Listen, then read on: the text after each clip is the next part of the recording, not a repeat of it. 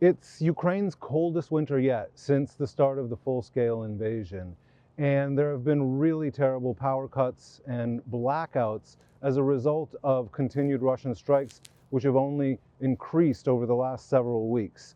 In order for the population to be able to cope a little better, they've created a network of so-called invincibility points. It's these tents that there are over 1,000 of around the city where people can come out of the cold to warm up.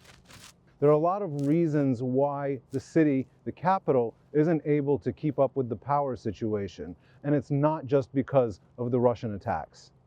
Ooh, it's nice and cozy in here.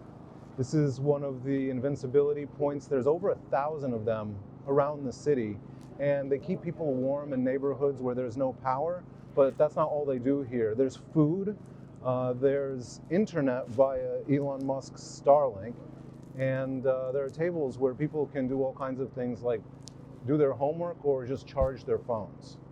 The main reason the power is going in and out is because of the Russian attacks, the missile strikes, the drone strikes that are hitting power stations and substations, and they're just not able to repair them fast enough to keep the electricity on.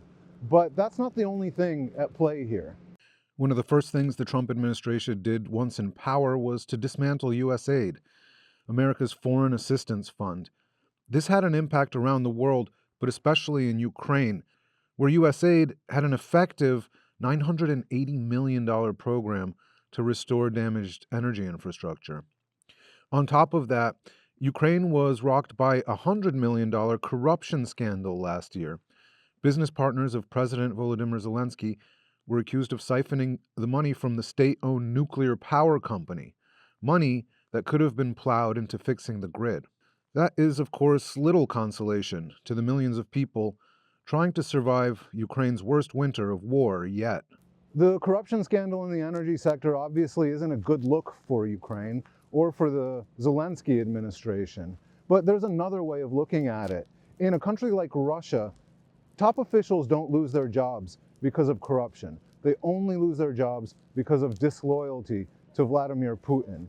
And the fact that the chief of staff of the Zelensky administration was forced out and a number of other top officials had to quit or even fled the country, it actually gives me a little hope that in Ukraine, things are done a little bit differently.